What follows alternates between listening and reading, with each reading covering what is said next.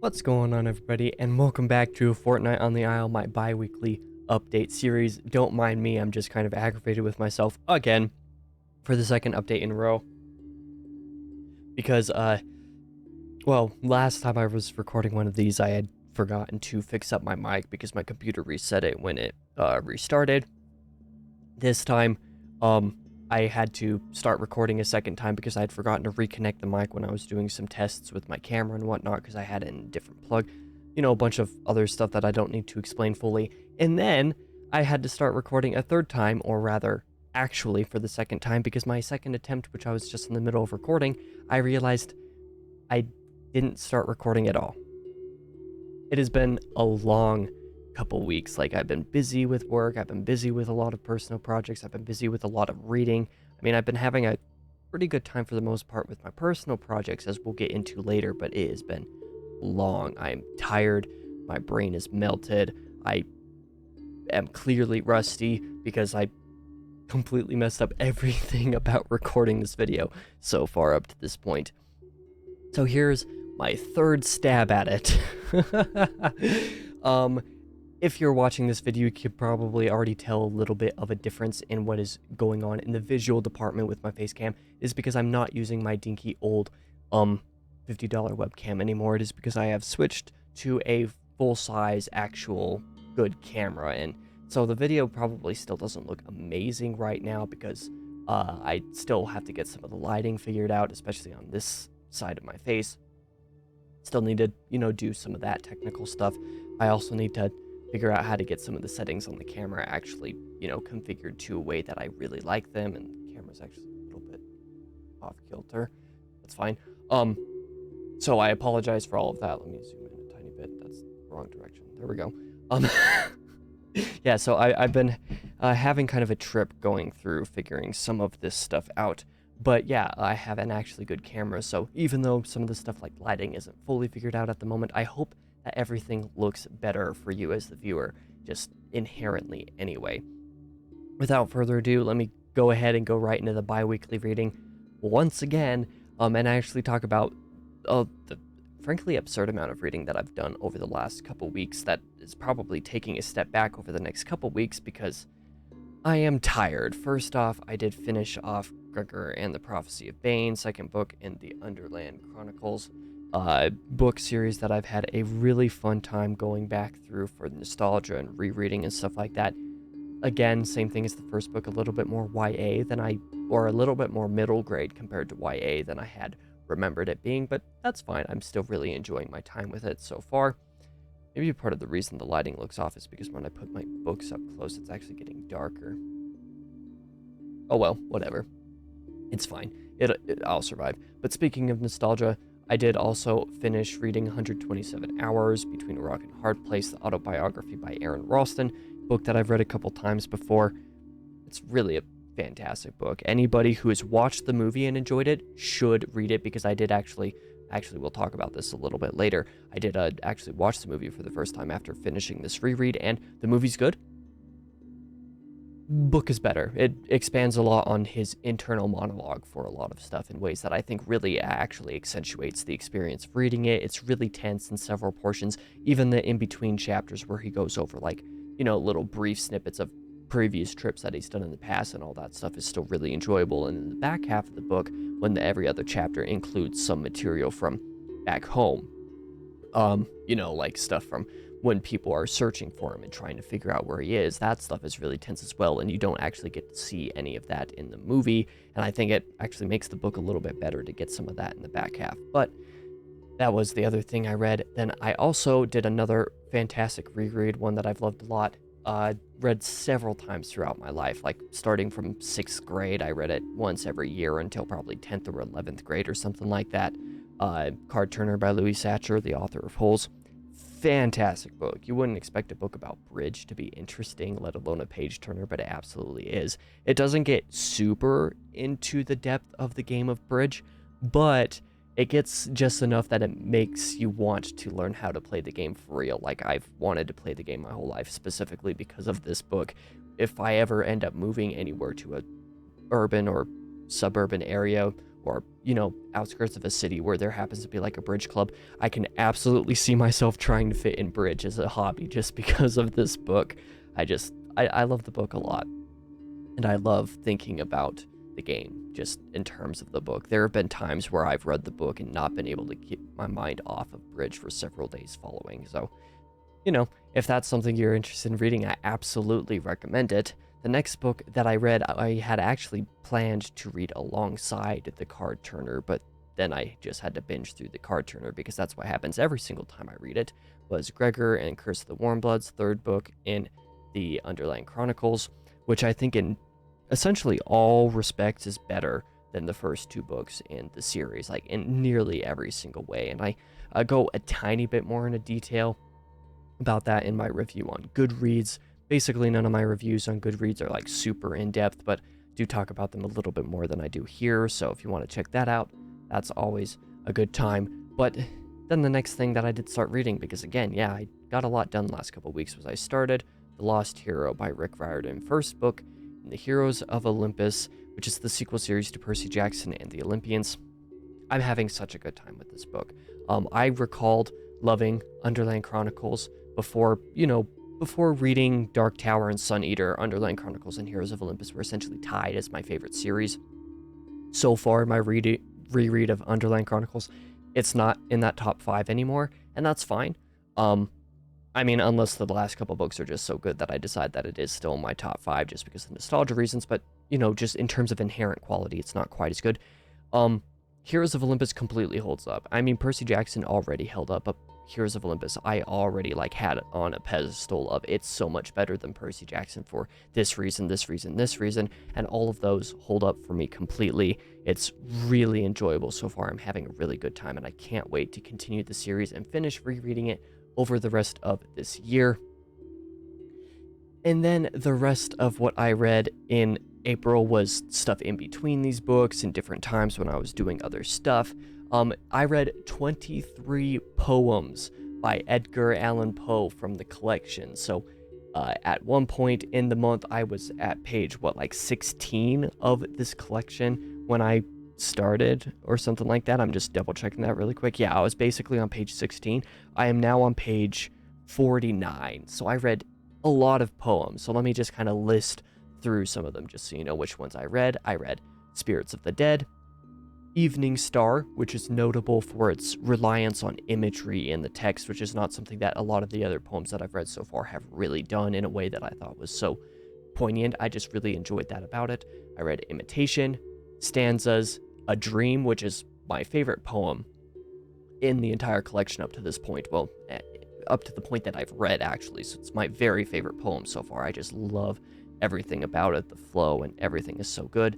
Then I also read The Happiest Day, The Happiest Hour, The Lake, 2 blank underscores, because a lot of these poems have underscores in the titles after the moniker of 2 and then underscores. I don't know why, but that's just kind of how it is. Then I read A Sonnet to Science, Al Araf, or however it's pronounced, Aaraaf. No clue. Not even going to pretend that I know what I'm talking about with this one. It was a very long poem.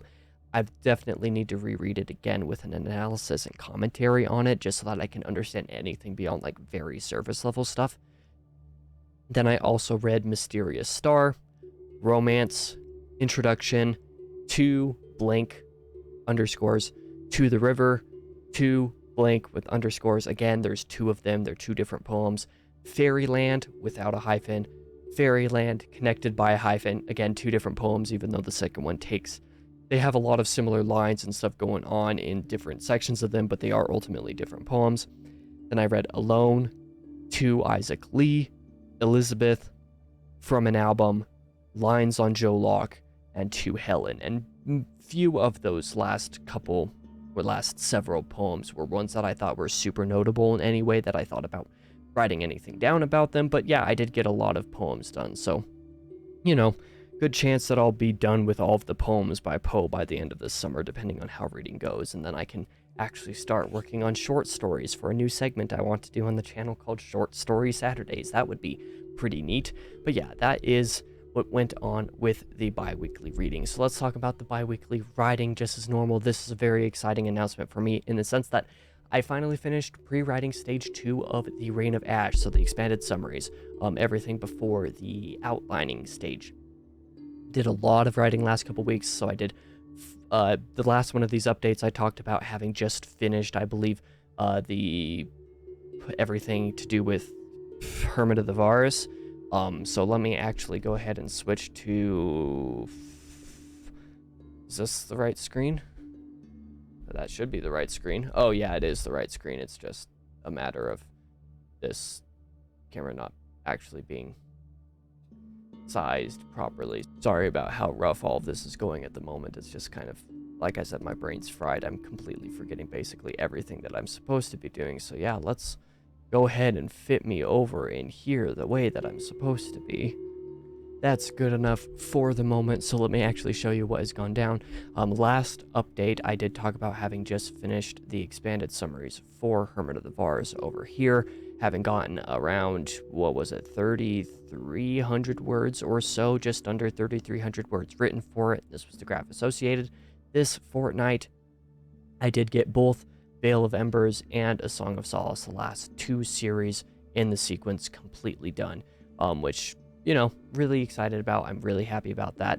I got about 4,400 words done in Veil of Embers, I believe the total was, and then about 4,900 words for A Song of Solace. So all told, that's however math works, what, like 93? Yeah, about 9,300 words altogether combined between Veil of Embers and A Song of Solace. Let me go ahead and show you the chart. Obviously, in the part percentage, all 5 parts have 100% because I've done all 19 of the books in the sequence for this stage. Then the word percentage, I obviously have all the independent percentages, but yeah, 116% of the expected word count or minimum word count for Heir of Time, 125 for Silent Reign, 107 for Hermit, 110 for Veil, and then 122 for Song of Solace. So all things told, yeah, I got quite a bit done over the last couple weeks with my writing and my reading, and I'm very, very happy with how everything is looking on those fronts. Let's go ahead and switch back to my normal screen so that I can say that although I am done with stage 2 of pre-writing for the Reign of Ash, I'm not quite ready to go into outlining. First off, I'm taking a little bit of a break from all the writing stuff for this month, and this time I actually am taking a break before doing the next stage of writing to edit my Discord and my website a little bit, which I'll probably talk a little bit more about in the next one of these updates, depending on how things go the rest of this month. And then I'll be going through and making minor revisions to things of stage 2. I'm kind of referring to it essentially as stage 2.5 because I'm going to go back and slightly fill out a little bit more in the Heir of Time summaries. I'm going to fix the endings of Silent Reign and Halfway Hollow within the Silent Reign trilogy to differentiate them a bit more, because looking back on them, yeah, those endings are they're too similar to each other to really justify having them that way. Then I really need to expand and fill out Hermit of the Vars. I would say that Veil of Embers and Song of Solace are both good enough that I basically don't need to do any revisions with either of them, and if I do, like, that's really minor stuff. So that's what I'm going to also try to do before I start stage 3. But by the next update, I should actually be right on the verge of starting, you know, stage 3, which is outlining. So actually starting to do the scene by scene, what's actually going to happen in each scene of each book for all 19 books, which will be a process that honestly could very well take me until the end of 2024. But either way, I am excited to do that. But the other piece of news in the writing front is that I did actually finish constructing the writing tracker sheet. So kind of this worksheet that I just was in to show you kind of some of my stats and stuff. I have a whole bunch of other stuff like session trackers, weekly trackers, daily trackers, a bunch of other, you know, stuff with stats and a whole bunch of things for me to keep track of my writing. Up until while I'm doing the outlining stage, all that I'm going to have to do in that sheet now is put in a word count that I do in each day in the daily tracker, and then everything else fills out automatically. And by the time I start actually writing the manuscripts, it'll be basically the same thing. I put the word count in the daily tracker, and then I fill out 5 cells of information, only 2 of which are actually necessary. in each of my session trackers for different books, and everything else will fill out automatically, which is pretty nice. Now all I have to do is get some of those charts and stuff copied from my Excel file to Google Sheets, so that I can have the charts and whatnot copy from Google Sheets and automatically update in a website page, which is going to be a really complicated, not complicated, it's just going to be a really time-consuming project. But yeah, that's everything that I've got in the bi-weekly writing, part of this update. The next section, as normal, is going to be the coming releases, but because my brain is absolutely fried and I really need a break, I actually completely forgot to write the notes for this part, so I'm quickly going to go into...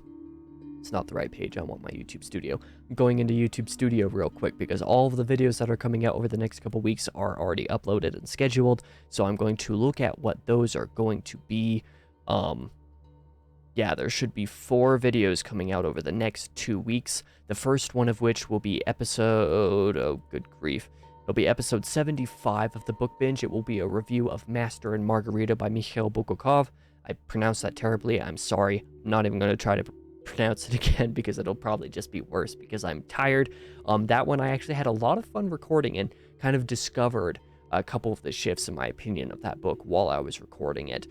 So that was a really fun one. I suspect several of my friends are going to be excited to see that video. That's going to be one of the few videos that I share in basically all of the servers that I'm in, because that's a fun video, I think. Then that comes out on April 18th. I don't know if I specified that. I probably different. Again, I'm really out of it and I'm really tired. On April 20th, so Thursday, I'll have a video called I'm Starting the Wheel of Time in May. What am I expecting? So episode 76 of the book binge. Again, I basically just go in that video, talk about how I'm ready to start reading the Wheel of Time very soon, and hopefully my brain's ready for it because April's been a month so far. But either way, I'm very excited about the video. I'm happy about it. I hope everybody will check that out when it comes out. Next Tuesday on April 25th will be another review, this time of another classic. It will be Pride and Prejudice by Jane Austen. It's actually a short one, only 8 minutes. And when I finished recording that video and that recording file was only like 9.5 minutes long, I was like, really? I don't know how I managed to make that review so short, but I didn't have a whole lot to say in it. And I also did the structure a little bit different as well, so that probably yields to that. All 4 of these videos that are coming out these next couple weeks are less than 13 minutes, actually, so they're all quite short. So that's something as well. Next Thursday on April 27th will be another discussion video called How About Some Reading Diaries and Spoiler Talks. I'm not going to go into the details of what that video is about because the video goes into it well enough. I just know that it's associated with the Wheel of Time because, you know, I pulled up Wheel of Time books in that cover, or in that thumbnail, I suppose. So I hope you guys all check out those videos when you are ready. As for entertainment talk, I also forgot to write notes about this, but I do remember at least the 2 main things that I have going on that I want to talk about. First off, Josh and I did continue recording Remnant from the Ashes together, and although I haven't gotten any of those videos put together to actually upload to my second channel, we have finished recording our first run of the main campaign. Next, whenever we're able to record next, we're going to go through our first run of the DLC, and then we're going to go back to the main campaign on hard and actually do that, because I've actually never played on hard, so that'll be a little bit fun as well. The next thing that I want to talk about, I'm actually forgetting at this moment, was the fact that when I finished reading or rereading 127 Hours, I did actually rent that movie and watched it for the first time, and I thought it was quite good. It wasn't quite as good as the book. It goes a little bit too quick. It doesn't give you enough time to really dig into the mentality that Aaron had on each of the individual days, but for an hour-and-a-half film, it covers, the most important stuff in a way that I think is very good. So if you enjoyed that movie, I highly recommend giving that book a shot, like for certain. Absolutely. I absolutely recommend doing that. And then I suppose the third thing actually is, speaking of my second channel, which you can subscribe to with, I think it's the first link in the description below. I don't even know at this point. You can go ahead and check that out, because very soon I will actually be going, what am I thinking? Very soon I have, I don't even know what I'm saying. My brain is so tired. Good grief. Either way, I have finished uploading nearly all of my 2020 Let's Play backlog videos up to the channel. I haven't published any of them because I still have to get thumbnails made for those. I still have to get description template written for all of those, so still have a little bit more to do on the back end with all of those, and I still have one more series that I have to finish uploading, which my brain, very soon. Either way, I will actually be able to start publishing those, or at least hopefully very soon, whenever it is that I'm able to find the time and energy and everything else to make those thumbnails and descriptions. But like I said, if you want to check that channel out, I highly recommend it. The 2020 backlog stuff isn't necessarily the greatest content in the world, but I'm very excited to start posting stuff that I'm doing with Josh, with, say, Remnant, and hopefully this summer we might be able to start doing stuff with some Nintendo Switch Online material, assuming we decide to do any of that, because Nintendo's been nuking everything Zelda related from the channel, from YouTube, essentially, for absolutely no reason, in the hype for Tears of the Kingdom, which I'm actually really not happy about. Like, that is really bad look, Nintendo. Nintendo in their legal department is absolutely horrendous. They're stupid. They're terribly, terribly stupid. But either way, regardless of all that stuff, if you want to check out that channel, I'd greatly appreciate it. But otherwise, I think that's the end of this video. If there's anything that I meant to talk about that I didn't, if there's anything that I had in my notes that I forgot to say, honestly, at this point, it's whatever. I don't even really care. I'm slurring my speech. I'm mispronouncing a whole ton of words. It's because I'm tired. Like I said, I'm very tired. I'm exhausted. I'm burnt out. I'm worn out. So I'm going to call the video here, and I'll see you guys on Tuesday with that video of Master and Margarita, I think, if I'm remembering correctly. So see you guys in the next video.